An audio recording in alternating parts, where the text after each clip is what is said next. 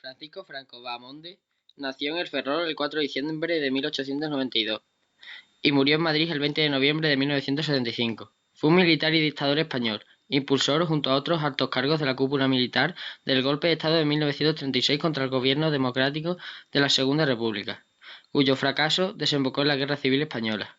Fue investido como jefe supremo del bando sublevado el 1 de octubre de 1936, ejerciendo como caudillo de España, jefe de Estado desde el término del conflicto hasta su fallecimiento en 1975 y como presidente del gobierno entre 1938 y 1973.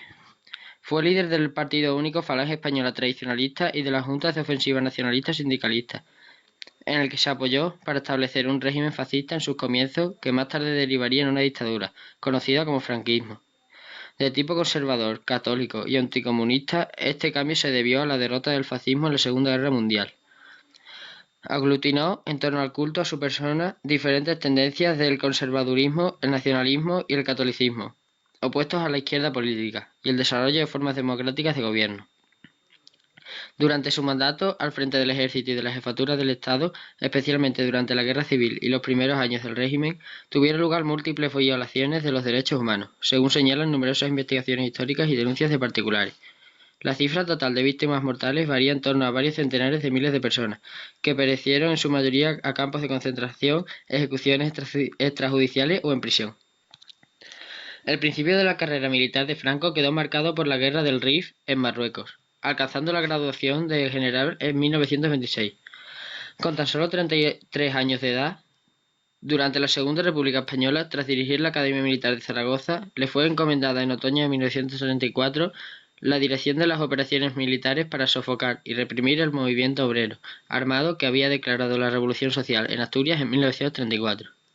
Tras el triunfo del Frente Popular, descubierto el intento de golpe de Estado de varios generales y existiendo solo sospechas sobre sus integrantes, el gobierno alejó de los centros de poder a los generales más proclives a la sedición, destinando a Franco a las Islas Canarias.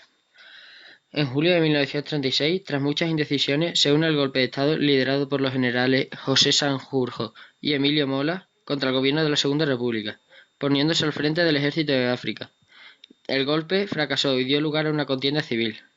Tras la muerte de Sanjurjo, en un accidente aéreo pocos días después del golpe, ayudado por el prestigio que cosechó con el rápido avance de sus tropas y la toma del Alcázar de Toledo, Franco ve el camino libre para convertirse en líder indiscutible de los sublevados, y siendo designado su jefe de gobierno el 28 de septiembre de 1936, se autoproclama jefe de Estado.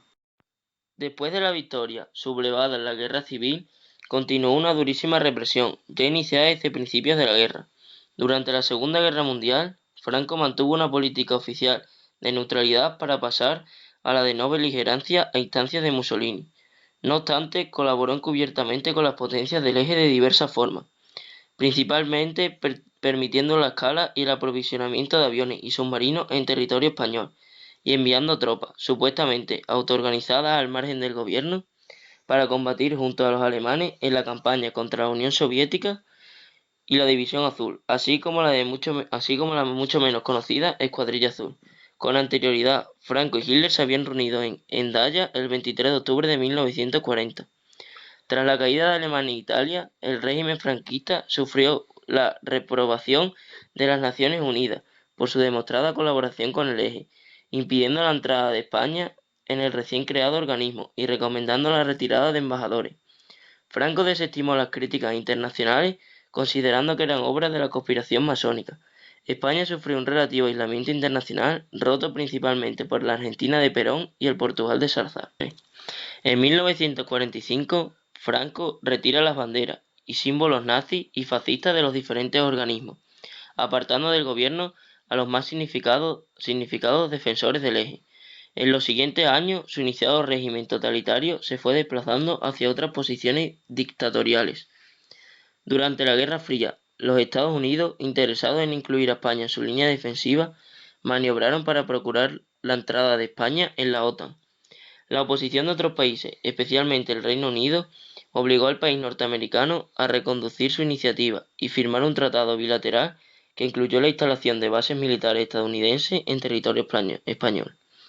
La firma del tratado supuso un triunfo para Franco, ya que con él se iniciaba claramente el desbloqueo internacional. El presidente Eisenhower y posteriormente Nixon viajaron a España explicitando así su apoyo a Franco.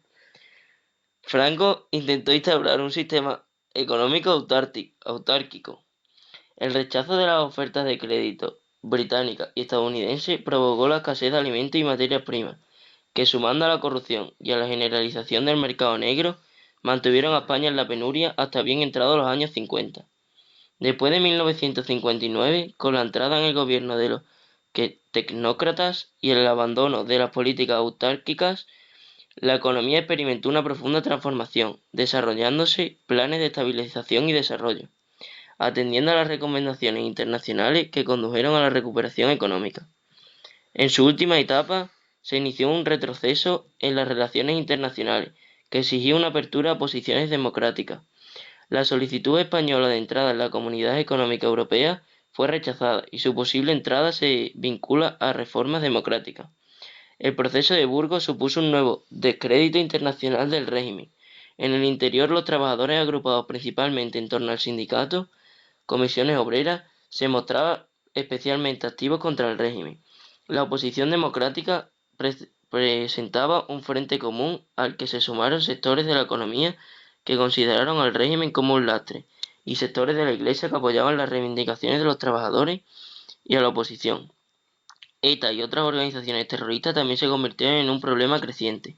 El 14 de octubre de 1975 comienza su último deterioro físico. El 25 de octubre se le administra la extrema-unción y desde entonces es mantenido vivo por su entorno, intentando una solución sucesoria acorde con sus intereses. Franco muere finalmente el 20 de noviembre.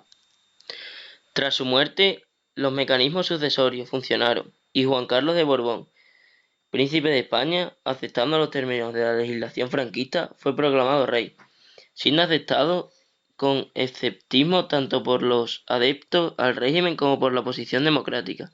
Posteriormente, Juan Carlos desempeñaría un papel central en el complejo proceso de desmantelamiento del régimen franquista y en la creación de la legalidad democrática. La transición española es el periodo de la historia contemporánea de España en el que se llevó a cabo el proceso por el que el país dejó atrás el régimen dictatorial del general Francisco Franco y pasó a regirse por una constitución que instauraba un Estado social y democrático de derecho. Dicha fase constituye la primera etapa del reinado de Juan Carlos I. Existe cierto consenso en situar el inicio de la transición en la muerte del general Franco el 20 de noviembre de 1965, como ya dijimos antes, tras la cual el denominado Consejo de Regencia asumió de forma transitoria las funciones de la jefatura del Estado, hasta el 22 de noviembre, fecha en la que fue proclamado rey de las Cortes y el consejo del rey Juan Carlos I de Borbón, que había sido designado 6 años antes por Franco como su sucesor. El rey confirmó en su puesto al presidente del gobierno del régimen franquista, Carlos Arias Navarro. No obstante, pronto se manifestaría la dificultad de llevar a cabo reformas políticas bajo su gobierno, lo que produciría un distanciamiento cada vez mayor entre Arias Navarro y Juan Carlos I. Finalmente el rey le exigió la dimisión el 1 de julio de 1976 y Arias Navarro se la presentó. Le sustituyó Adolfo Suárez, quien se encargaría de entablar las conversaciones en los principales líderes de los diferentes partidos políticos de la oposición democrática y fuerzas sociales, más o menos legales o toleradas de cara a instaurar un régimen democrático en España. El camino utilizado fue la elaboración de una nueva ley fundamental, la octava, la Ley para la Reforma Política, que, no sin tensiones, fue finalmente aprobada por las Cortes franquistas y sometida a referéndum el día 15 de diciembre de 1976. Como consecuencia de su aprobación por el pueblo español, esta ley se promulgó el 4 de enero de 1977. Esta norma contenía la derogación tácita del sistema político franquista en solo 5 artículos y una convocatoria de elecciones democráticas. Las elecciones se celebraron finalmente el día 15 de junio de 1967. Eran las primeras desde la Guerra Civil. La coalición Unión de Centro Democrático, liderada por Adolfo Suárez, resultó la candidatura más votada, aunque no alcanzó la mayoría absoluta, y fue la encargada de formar gobierno. A partir de ese momento comenzó el proceso de construcción de la democracia en España y de la redacción de una nueva Constitución. El 6 de diciembre de 1978 se ratificó en referéndum la Constitución española, entrando en vigor el 29 de diciembre. A principios de 1981 dimitió Adolfo Suárez, debido, entre otras razones, al distanciamiento con el monarca y a las presiones internas de su partido.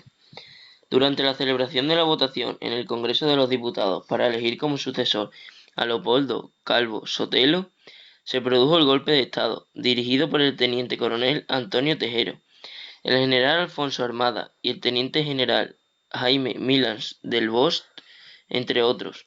El golpe, conocido como 23F, fracasó gracias a que el rey no lo respaldó. Las tensiones internas de UCD provocarían su desintegración a lo largo de 1981 y 1982, llegando finalmente a disolverse en 1983. El segmento democristiano terminaría integrándose en Alianza Popular, pasando así a ocupar la franja del centroderecha. Por otro lado, los miembros más cercanos a la socialdemocracia se unirían a las filas del Partido Socialista Obrero Español, mientras el expresidente Suárez y el grupo de disidentes de UCD iniciaron un nuevo proyecto político centrista que mantendría representación parlamentaria en el Congreso hasta las elecciones de 1993, el Centro Democrático y Social. El PSOE sucedió a la UCD tras obtener la mayoría absoluta en los comicidios del 82, ocupando 202 de los 350 escaños y comenzando así la segunda legislatura democrática. Por primera vez desde las elecciones generales de 1936, un partido considerado de izquierda o progresista iba a formar el gobierno. La mayoría de los historiadores sitúan en este acontecimiento el final de la transición, aunque algunos lo prolongan al 1 de enero de 1986, cuando se produjo la entrada de España en la Comunidad Europea. Durante la transición tuvieron lugar varios centenares de muertes, tanto a manos de grupos terroristas de extrema izquierda, principalmente ETA, y sus grupos de resistencia antifascista 1 de octubre, Grapo, como por ataques de grupos terroristas de extrema derecha. Otros perecieron a causa de la intervención de las fuerzas del orden público. Las investigaciones al respecto sitúan el número de víctimas mortales en un intervalo de 500 a 700 personas, entre 1975 y los primeros años de la década de los 80. La inmensa mayoría fruto de atentados terroristas, destacando a la banda armada ETA, que fue directamente responsable de más de la mitad de las muertes. La Constitución Española de 1978 es la norma suprema del ordenamiento jurídico español, a la que están sujetos los poderes públicos y los ciudadanos de España, en vigor desde el 29 de diciembre de 1978. La Constitución fue ratificada en referéndum el 6 de diciembre de 1978, siendo posteriormente sancionada por el rey Juan Carlos I el 27 de diciembre y publicada en el Boletín Oficial del Estado el 29 de diciembre del mismo año.